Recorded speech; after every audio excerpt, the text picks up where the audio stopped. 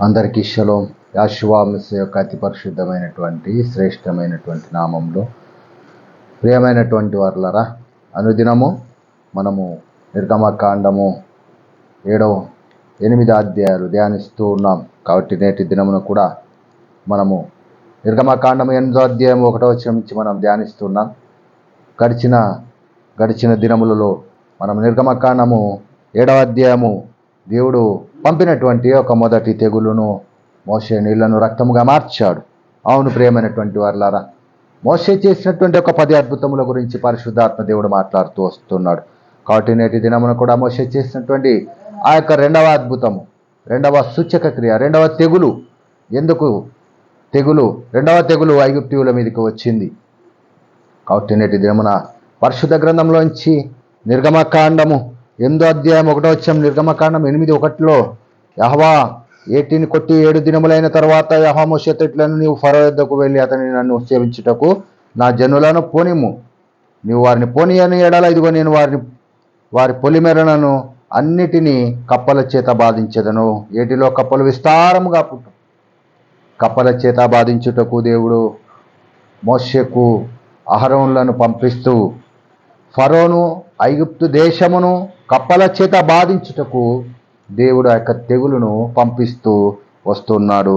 అవును, మొట్టమొదటి వచనం చూసినట్లయితే నిర్గమకాండము మొదటి తెగులు చూసాం మనం. మొదటి తెగులు నైలు నది రక్తంగా మారడం. నీళ్లను వాళ్ళు దేవతగా ఆరాధించారు. కాబట్టి ఇదిగో ఈ నీళ్ల కంటే ఆయన సర్వశక్తి గల దేవుడు, మీ దేవతల కంటే ఆయన గొప్ప దేవుడు ఆయన తెలియచెప్పినాడు. దేవుడు మళ్ళీ మోషే ద్వారా ఫరోకు హెచ్చరిక ఇస్తున్నాడు. ఇశ్రాయేలీల ఎలోహింని ఆరాధించడానికి, సేవించుటకు వారిని విడిపించమని మోషే ఫరోకు సెలవిస్తూ వస్తున్నాడు. దేవుడు తన జనులను, ఇశ్రాయేలీలను బానిసత్వం నుంచి విడిపించడానికి ఫరోను మోషేను పంపించి ఆదేశిస్తూ ఉన్నాడు. మోషే అహరోనును పంపించి, అయినా ఫరో వినడం లేదు. కాబట్టి ఇది దేవుని యొక్క శక్తి. ఆ యొక్క తెగుళ్లను రాజేయడము ఇది దేవుని యొక్క శక్తి. మరియు ఫరో యొక్క గర్వాన్ని ఎదిరించడం, ఫరో యొక్క గర్వము దేవుని యొక్క మాటను అగౌరవపరచడం, ఎదిరించడాన్ని సూచిస్తూ వస్తున్నది. అవును ప్రియమైనటువంటి వారలారా, కప్పలను వారు దేవతలుగా ఆరాధించేవారు ఐగుప్తీయులు. కప్పను ఒక దేవత, కప్ప ఒక దేవత, సర్పము ఒక దేవత. సర్పమును దేవతగా వారు ఆరాధించారు. దేవుడు తన కర్రను ఇచ్చి వారి యొక్క సర్పాలన్నీ కూడా మింగివేశారు. ఆ యొక్క కర్ర మింగివేసింది. మీ సర్పము దేవత కాదు ఇశ్రాయేలీయుల దేవుని ఎదుట. కాబట్టి నీళ్లను దేవతలుగా ఆరాధించారు. ఆ నీళ్లలో తమ దేవతలన్నిటినీ తీసుకొని వెళ్ళి ఆ దేవతలను స్నానం చేపించి తీసుకొని వచ్చి అక్కడ నైలు నదిని దేవతగా ఆరాధించారు. కాబట్టి వారు ఆ నీళ్లను రక్తముగా మార్చివేశాడు దేవుడు. ఇశ్రాయేలీయుల సర్వశక్తి గల దేవుడు ఆ సమస్త దేవతలను ఆయన అణిచివేస్తూ ఉన్నాడు, ఐగుప్తు యొక్క దేవతలను. తర్వాత వారు కప్పను దేవతలుగా ఆరాధించేటువంటి వారు. పరిశుద్ధ గ్రంథంలో ఒక చరిత్రలో చూస్తే కప్పలో హెకెత్ అనేటువంటి పేరును పెట్టి ఆ యొక్క దేవతకు, కప్ప ముఖం ఉన్నటువంటి ఒక దేవతను వారు ఆరాధిస్తూ వస్తూ ఉన్నారు. కప్ప ముఖము ఉన్నటువంటి ఆ యొక్క దేవతను వారు ఆరాధిస్తూ వస్తూ ఉన్నారు. కాబట్టి ఆ దేవతకు తీర్పు తీర్చుటకు మోషే అహరోనులో ఫరో యొక్క సన్నిధికి వెళ్ళి ఫరోకు ఆదేశిస్తున్నారు. ఇదిగో నీవు నా జనులైనటువంటి ఇశ్రాయేలుని విడిచిపెట్టుము, ఫరో యొద్దకు వెళ్ళి అతనితో నన్ను సేవించుటకు నా జనులను పోనిమ్మని మోషే అహరోనులు ఫరో ఎదుటికి వెళ్ళి ఫరోతో సెలవిస్తూ వస్తున్నారు. అవును ప్రియమైనటువంటి వారలారా, ఇదిగో హెకెత్ అనేటువంటి యొక్క దేవతకు తీర్పు తీర్చడానికి దేవుడు ఆయన నిర్ణయించి ఉన్నాడు. అందుకే ఆ యొక్క ఫరో ఒప్పుకొనకపోతే రెండవ తెగులు ఐగుప్తు దేశమంతటా వ్యాపించి ఇల్లు, పడకలు, పొయ్యిలు, పిండి తొట్లు అన్ని కప్పలతో నిండిపోతాయి. ఇది దేవుని యొక్క శక్తి. ఫరో యొక్క గర్వాన్ని ఎదిరించడాన్ని చూపిస్తుంది. ఫరో యొక్క గర్వాన్ని అంచడానికి దేవుడు కప్పలను, ఐగుప్తు దేవత అయినటువంటి హెకెత్ అనేటువంటి యొక్క దేవతకు తీర్పు తీర్చబోతున్నాడు. నీళ్లకు తీర్పు తీర్చాడు దేవుడు, సర్పమునకు తీర్పు తీర్చాడు. తర్వాత హెకెత్ అనేటువంటి తన దేవతకు తీర్పు తీర్చడానికి దేవుడు ఆ యొక్క సూచక క్రియను తెలియచేస్తూ వస్తున్నాడు. తన ప్రజలను రక్షించడానికి దేవుడు ఎంత సర్వశక్తిమంతుడో ఫరో యొక్క గర్వంను అంచడానికి దేవుడు ఆ మోషేను పంపిస్తూ వస్తూ ఉన్నాడు. అవును ప్రియమైనటువంటి వారలారా, ఎందుకు దేవుడు కప్పలను పంపించాడు? ఎందుకు ఆ యొక్క తెగులు వారిపైనికి వచ్చింది? కప్పలు దేనికి సాదృశ్యము? పరిశుద్ధ గ్రంథము ఏమని తెలియచెప్తుంది కప్పల గురించి? అవును ప్రియమైనటువంటి వారలారా, యెహోవా మోషేతో సెలవిచ్చాడు. దేవుడు మరోసారి ఫరోకు అవకాశం ఇస్తున్నాడు. దేవుడు మరోసారి ఫరోకు అవకాశం ఇస్తున్నాడు. దేవుని యొక్క ఉద్దేశము శిక్షించడం కాదు ఫరోను ఐగుప్తును, దేవునికి విధేయులుగా కమ్మనడం, దేవునికి విధేయులుగా కమ్మడం. అందుకే నా ప్రజలను విడిచిపెట్టుము, నా ప్రజలను విడిచిపెట్టుము అనే మాట దేవునికి తన ప్రజలపైన ఉన్నటువంటి యొక్క ప్రేమను తెలియజేస్తూ వస్తుంది. అందుకే నా ప్రజలను విడిచిపెట్టుము ఫరో తన ప్రజలపైన ఉన్నటువంటి ఒక ప్రేమను సూచిస్తూ వస్తుంది. అందుకే ప్రేమైనటువంటి వారలారా, హెచ్చరిక ఇచ్చిన తర్వాతనే తెగుళ్ళు. దేవుడు ముందు హెచ్చరిక ఇస్తున్నాడు.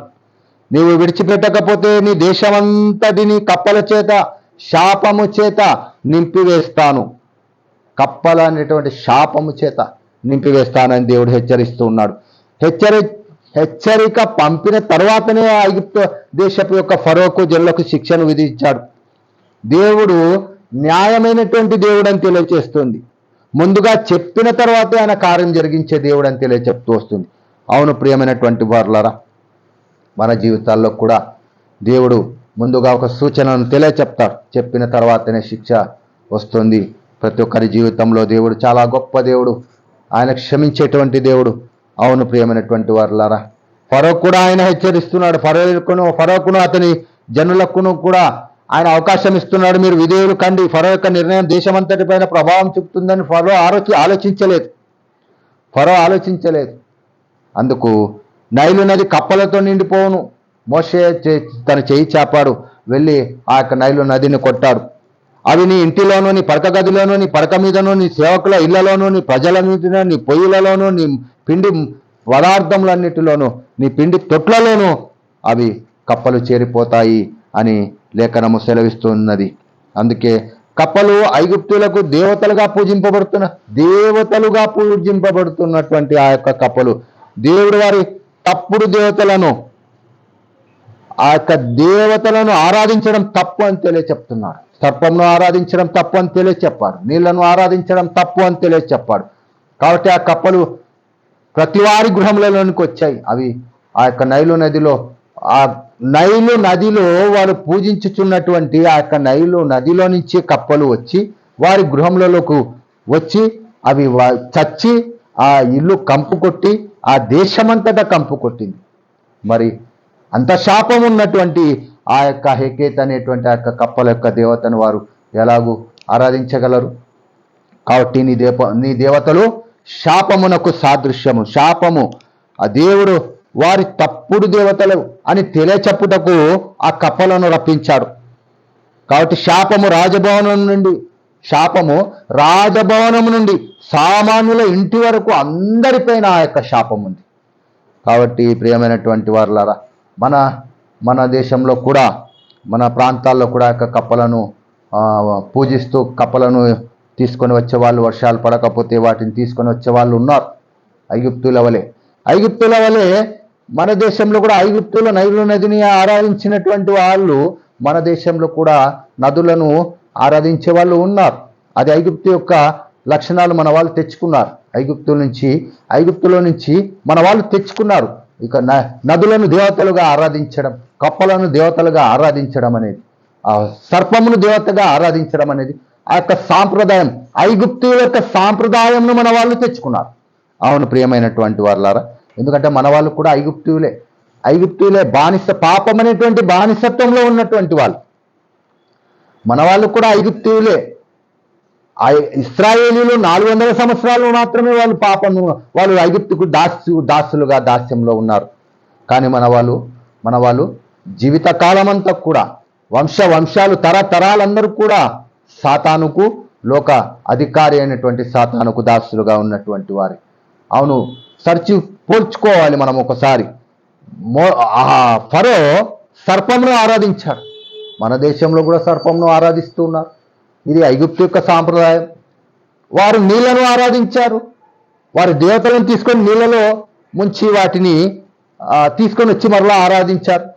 ఇది ఐగుప్తు యొక్క సాంప్రదాయమే. అవును ప్రియమైనటువంటి వారులారా, కప్పలను వారు ఆరాధించారు.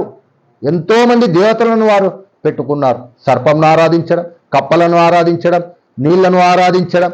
కాబట్టి ఇది ఐగుప్తు యొక్క సాంప్రదాయమే. మన వాళ్ళు కూడా పాపమునకు దాసులు, పాపం అనేటువంటి ఐగుప్తునకు దాసులుగానే మనము ఉన్నారు, మన వాళ్ళు ఉన్నారు. అవును ప్రియమైనటువంటి వారులారా, అందుకే లోకమును రక్షించుటకు ప్రభు అయినటువంటి యెహోవా మెస్సీయ వారు లోకమునకు వచ్చారు. ఐగుప్తులోంచి ఇశ్రాయేలు విడిపించబడ్డారు ఒక్కసారి మాత్రమే. కానీ యుగయుగములు తరతరములు మనం విడిపించబడుటకు ప్రభు అయినటువంటి యెహోవా మెస్సీయ వారు లోకమునకు వచ్చారు. ఎవరైతే ఆయన యందు విశ్వాసం ఉంచుతారో వారు విడిపించబడతారు. అవును ప్రియమైనటువంటి వారులారా, దేవుని యొక్క శక్తి ప్రతి ప్రాంతానికి కనపరచబడుతున్నది. ఆ దినమున ఐగుప్తు దేశంలో ఉన్నటువంటి ప్రతి గృహమున కప్పల చేత నింపబడి, రాజభవనము నుంచి సామాన్యుల యొక్క గృహముల వరకు కప్పల చేత నింపబడి వారు ఆ యొక్క కప్పలు వారి గృహములలో చనిపోయి కంపు కొట్టాయి, చీదరించుకున్నారు, అసహించుకున్నారు. ఇశ్రాయేలీల గృహములలో ఆ యొక్క కప్పలు చేరలేదు. అందుకే దేవుడు సెలవిస్తున్నాడు. యెహోవా మోషేతో చెప్తూ వస్తున్నాడు, అహరోనుతో చెప్తూ వస్తున్నాడు, నీ దండమును చాపి నదుల మీదను, కాలువల మీదను, చెరువుల మీదను కప్పలను ఐగుప్తు దేశంలోనికి రప్పించుము అని దేవుడు మోషేకు ఆజ్ఞ ఇచ్చాడు. దేవుడు తన సేవకుల ద్వారా కార్యం జరిగిస్తూ ఉన్నాడు ఫరోలో. అహరోను దండము దేవుని యొక్క అధికారానికి చిహ్నము. మోషే దగ్గర ఉన్నటువంటి ఆ యొక్క కర్ర దేవుని యొక్క కర్ర, ఆ యొక్క దండము దేవుని యొక్క అధికారమునకు సాదృశ్యము. ప్రకృతి కూడా ఆ యొక్క అధికారమునకు లోబడింది. నైలు నది ఆ నీళ్లు లోబడ్డాయి, సర్పము లోబడింది. ఆ నదిలో ఉన్నటువంటి కప్పలు కూడా ఆ ప్రకృతి సమస్తము లోబడుతుంది. కాబట్టి పచ్చగా ఉన్నటువంటి ఆ యొక్క ఐగుప్తు దేశము ఆ ప్రకృతి చేత, ఆ విపత్తుల చేత నాశనం చేయబడి ప్రకృతి కూడా ఆ లోబడుతూ వస్తున్నది దేవుని యొక్క అధికారమునకు. దేవుని యొక్క అహరోను చేతిలో ఉన్నటువంటి కర్రకే సమస్తము లోబడుచున్నది. మరి అహరోనుని పంపినటువంటి దేవుడు సర్వశక్తి గల దేవుడు. అవును ప్రియమైనటువంటి వారులారా, అహరోను తన చేతిని ఐగుప్తు నీళ్ల మీద చాపాడు. కప్పలు పైకి వచ్చి ఐగుప్తు దేశమంతటను కప్పివేశాయి. దేవుని వాక్యం చెప్పినట్టు ఆ ఫరోకు హెచ్చరిక ఇచ్చినట్టు అది నెరవేరింది. శాపము తక్షణమే సమస్త ఐగుప్తు మీద శాపము మొత్తం కప్పివేసింది. దేవుని మాట ఎప్పుడు విఫలమవదు. దేవుని కర్ర ఎప్పుడూ వెనక్కి తిరిగి చూడదు. దేవుని కర్ర చాపిన వెంటనే ఐగుప్తు మొత్తము ఆ నైలు నదిలో ఉన్నటువంటి కప్పలన్నీ కూడా వచ్చేసాయి. మంత్రగాళ్ళు కూడా ఆ యొక్క కప్పలను రప్పించారు. మంత్రగాళ్ళు కూడా ఆ యొక్క కప్పలను రప్పించారు, కానీ వాటిని వెళ్ళగొట్టలేకపోయారు. మోషే అహరోనులు దేవునికి ప్రార్థన చేసినప్పుడు మరలా ఆ యొక్క కప్పలు లేకుండా వెళ్ళిపోయాయి. అవును ప్రియమైనటువంటి వారులారా, ఫరో యొక్క మాంత్రికులు సాతానుకు సాదృశ్యము. కప్పలు దేనికి సాదృశ్యం? కప్పలు దేనికి సాదృశ్యం? పరిశుద్ధ గ్రంథం బహు జాగ్రత్తగా మనం చూసినట్లయితే కప్పలు దేనికి సాదృశ్యము అంటే కప్పలు దురాత్మలకు సాదృశ్యము. కప్పలు దురాత్మలకు సాదృశ్యం. ప్రకటన గ్రంథము 16వ అధ్యాయం 13వ వచనంలో, ప్రకటన గ్రంథము 16:13లో, ప్రకటన గ్రంథము 16:13లో, మరియు ఆ ఘటసర్పము నోట నుండి, క్రూర మృగము నోట నుండి, అబద్ధ ప్రవక్త నోట నుండి కప్పల వంటి 3 అపవిత్రాత్మలు బయలువెళ్ళును. కప్పలు అపవిత్రాత్మలకు సాదృశ్యం. కప్పలు అనగా అపవిత్రాత్మలు. ప్రకటన గ్రంథము 16వ అధ్యాయము 13వ వచనంలో, అపవిత్రాత్మలు బయలువెళ్ళడగా చూచితిని, అవి సూచనలు చేయునట్టు దయ్యముల ఆత్మలే. అవి దయ్యముల యొక్క ఆత్మలు. అవును ప్రియమైనటువంటి వారులారా, అవి దురాత్మలని పరిశుద్ధ గ్రంథం తెలియచెప్తుంది. దయ్యముల యొక్క ఆత్మలను తెలియచెప్తుంది కప్పలు. కాబట్టి అవి సూచనలు చేయనట్టు దయ్యముల యొక్క ఆత్మలే. అవి సర్వాధికారి అయిన దేవుని మహాదినమున జరుగు యుద్ధమునకు లోకమంతటా ఉన్న రాజులను పోగు చేయుచును. లోకమంతటా ఉన్నటువంటి రాజులను పోగు చేయవలని వారి యుద్ధకు బయలుదేరిన దురాత్మలు. ప్రకటన గ్రంథములు ఏ దురాత్మలు? లోకమందున్నటువంటి రాజులందరినీ యుద్ధము చేయుటకు వారి పోగు చేస్తున్నాయి. అవును ప్రియమైనటువంటి వారులారా, ఇదిగో కప్పలు దురాత్మలకు సాదృశ్యమని లేఖనము సెలవిస్తుంది. వారి దేశములో కప్పలు నిండెను. కీర్తనల గ్రంథము 105వ అధ్యాయం 30వ వచనము, అవి వారి రాజుల గదులలోనికి వచ్చెను. కీర్తనల గ్రంథము దావీదు కీర్తన సెలవిస్తుంది. ఆయన వారి మీదికి జోరీగలను గుంపుగా విడిచెను, అవి వారిని తినివేసెను. కప్పలను విడిచెను, అవి వారిని నాశనము చేసెను. ఐగుప్తు దేశమును నాశనము చేయుటకు ఆయన కప్పలను పంపించాడు. కప్పలు ఎందుకు వచ్చినాయి వారి గృహములలో? వారిని నాశనం చేయుటకు. ఇది ఒక తెగులు. అవును ప్రియమైనటువంటి వారలారా, కప్పలు ఎక్కి వచ్చి ఐగుప్తు దేశమును కప్పెను. నిర్గమకాండం 8వ అధ్యాయం 6వ వచనము. అహరోను ఐగుప్తు జలముల మీద తన చెయ్యి చాపెను, అప్పుడు కప్పలు ఎక్కి వచ్చి ఐగుప్తు దేశమును కప్పెను. కాబట్టి నాశనము చేయుటకు ఐగుప్తు దేవత అయినటువంటి హెకెత్, కప్పను మూతిని ఉన్నటువంటి దేవత, మనిషి రూపము, కప్ప తల ఉన్నటువంటి ఆ యొక్క దేవత, ఆ దేవత వారి నాశనమును చూచింది, వారి నాశనము చేసింది, వారి నాశనమును చూచింది. ఆ యొక్క దేవత వారినే నాశనం చేసి, వారి దేవతలు, వారి దేవుళ్ళు, ఆ యొక్క ఐగుప్తుల యొక్క దేవతలు, ఐగుప్తుల యొక్క దేవుళ్ళు వారినే నాశనం చేశాయి. పరిశుద్ధ గ్రంథం సెలవిస్తున్నది. అవును ప్రియమైనటువంటి వారుల, ఇది దేవుని యొక్క సూచక క్రియ, దేవుని యొక్క తెగులు, రెండవ తెగులు, ఐగుప్తుల మీద రెండవ తెగులు. దేవుడు అవకాశాలు ఇస్తున్నాడు, కానీ నిర్లక్ష్యం చేస్తున్నాం మనం కూడా. ఈ దినమున మనం కూడా ఆత్మీయ సందేశం మనం కూడా తెలుసుకోవాలి. దేవుడు ఎన్నో అవకాశాలు ఇస్తున్నాడు, మనం కూడా వాటిని సరి చేసుకోవడం లేదు. మన ప్రవర్తన కూడా దేవుడు అవకాశాలు ఇస్తున్నాడు, కానీ మనం నిర్లక్ష్యం చేస్తున్నాం. ఆనాడు ఐగుప్తులు నిర్లక్ష్యం చేశారు, శిక్షణ తెచ్చుకున్నారు. ఫరో నిర్లక్ష్యం చేశాడు, తన రాజ్యం మీద శిక్షణ తెచ్చుకున్నాడు. తప్పుడు దేవతలు మనల్ని రక్షించలేవని ఫరో గుర్తించలేకపోయాడు, సర్పము వారిని రక్షించలేకపోయింది, ఆ నైలు నది దేవత వారిని రక్షింపలేకపోయింది, ఆ హెకెత్ అనేటువంటి ఆ కప్ప దేవత వారిని రక్షింపలేకపోయింది. దేవుని మాట శక్తివంతమైనదని ఈ యొక్క లేఖనం చెప్తూ వస్తుంది మనకు. అవును ప్రియమైనటువంటి వాళ్ళ, దేవుని మాట నమ్మదగినదని చెప్తూ వస్తున్నది. మన జీవితంలో మనం దేవునికి వ్యతిరేకంగా నిలబడితే మనం కూడా పెద్ద సమస్యలను ఎదుర్కొనవలసి వస్తున్నది అని లేఖనము సెలవిస్తుంది. ఫరో, అతని సైన్యము, ఫరో, ఐగుప్తు దేశము దేవునికి ఎదురు నిలిచారు. వారు చిన్నదాన్ని పెద్ద సమస్యగా మార్చుకున్నారు. అవును ప్రియమైనటువంటి వాళ్ళారా, అందుకే నా మాట వినకపోతే, దేవుని యొక్క మాట వినకపోతే, నీ ఆధారమునకు నీవే, నీ నాశనమునకు నీవే కారకుడవు, నీ ఆధారం నీకే భారమవుతుంది అని ఫరోతో మోషే, అహరోనులు తెలియచెప్పారు. కానీ ఇదిగో ప్రియమైనటువంటి వాళ్ళారా, మనం కూడా దేవుడు నిర్ణయించినటువంటి ఆ గొప్ప రక్షణను మనం ఈ దినమే మనము పొందుకోవాలి. నా ప్రజలను విడిచిపెట్టుమన్నాడు, కానీ ఫరో వినలేదు. దేవుడు తన ప్రజలను బానిసత్వం నుండి కాదు, ఆరాధన కోసం విడిపించాలని మోషే, అహరోనులను పంపించాడు. బానిసత్వం నుంచి విడిపించాలని దేవుడు వారిని అడగలేదు. నా ప్రజలను పోనిము, నన్ను ఆరాధించడానికి వారు రావాలి. అవును ప్రియమైనటువంటి వారులారా, దేవుని యొక్క జనము దేవుని ఆరాధించడానికి, ఆ యొక్క బానిసత్వం నుంచి విడిపించడానికి దేవుడు ప్రణాళిక కలిగి ఉన్నాడు ఈ దినమున. అవును ప్రియమైనటువంటి వారులారా, ఫరో వినలేదు. దేవుడు ఏమి చేయబోతున్నాడో ఫరోకు ముందుగానే మోషే, అహరోను ద్వారా హెచ్చరించాడు. రాజభవనమును కప్పలు ఎక్కాయి, పడక గదులలోకి కప్పలు ఎక్కాయి, సేవకుల ఇళ్లలోకి కప్పలు ఎక్కాయి, ప్రజల మీదికి కప్పలు వచ్చాయి, ఆ యొక్క పొయ్యిలలోనికి, ఆ యొక్క పిండి ముద్దలలోనికి, పిండి పాత్రలోనికి కప్పలు ఎక్కుతూ వచ్చేసాయి. కాబట్టి వారి దేవత, శాపగ్రస్తమైనటువంటి ఆ యొక్క హెకెత్ అనేటువంటి కప్ప దేవత వారిని ఎక్కడ కూడా విడిచిపెట్టలేదు. అవును ప్రియమైనటువంటి వారు, ఐగుప్తులు పూజించినటువంటి కప్పల దేవతలు నిజమైనటువంటి దేవతలు కాదని వారికి చూపించాడు. వారి దేవతలు నిజమైనవి కాదని వారికి చూపించాడు. అందుకే నా జన్మను విడిచిపెట్టుము అని దేవుడు సెలవించాడు. తప్పుడు దేవతలు ఎప్పుడుకైనా కూడా భారంగానే మారిపోతాయి. ఏదో ఒక దినమున వారి దేవతలు వారిని రక్షించలేవు అని ఐగుప్తీయులు ఇంకా తెలుసుకొనలేదు ఫరో యొక్క రాజు. అందుకే మోషే, అహరోనులు అడిగినప్పుడు, మీరు నా కొరకు రేపటి దినమున ప్రార్థన చేయండి, నా కొరకు రేపటి దినం, రేపు అనేటువంటి ఒక వాయిదాను వేశాడు ఫరో. అవును ప్రియమైనటువంటి వారులారా, ఇదిగో అహరోను తన దండాన్ని నీళ్ళ మీద చాపినప్పుడు కప్పలు కుప్పలుగా వచ్చేసాయి. అయినా అంతటి నాశనమును చూసి కూడా ఫరో, మీరు నా కొరకు ప్రార్థించండి, రేపు, ఈ దినము కాదు, ఎందుకంటే ఈ దినము నా దేవతలు ఏమైనా నన్ను, నా రాజ్యంను కాపాడగలవేమో అని ఇంకా నమ్మకము ఫరో తన దేవతల పైన ఉంచాడు. కాబట్టి బహుజాగ్రత్త. మనం కూడా రేపు అనేటువంటి ఆ యొక్క దినమును మనము ఉపేక్షించకూడదు. మనము ఈ విషయంలో రేపు అనేటువంటి దినమును మనం ఉంచకూడదు. ఈ దినమే తండ్రి దేవుని యొక్క, ఇశ్రాయేలీయుల దేవుని యొక్క పాదముల చెంత మోకరించి మనము ప్రార్థన చేయాలి. ఈ దినమే. అవును ప్రియమైనటువంటి వారులారా, అందరికీ షలోం. ప్రియమైనటువంటి వారులారా, ఈ యొక్క వాక్యమును వింటున్నటువంటి ప్రతి ఒక్కరికి దేవుని యొక్క పరిశుద్ధ నామంలో కృతజ్ఞతాస్తుతులు దేవునికి చెల్లిస్తూ, అందరి కొరకు విజ్ఞాపన చేస్తూ, ప్రార్థన చేస్తూ, మరొక అంశంతో రేపటి దినమున నేను మీ వద్దకు రాగలనని దేవునికి ప్రార్థన చేస్తూ ముగిస్తున్నాను.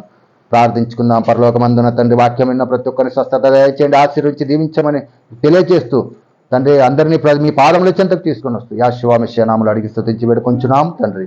ఆమేన్.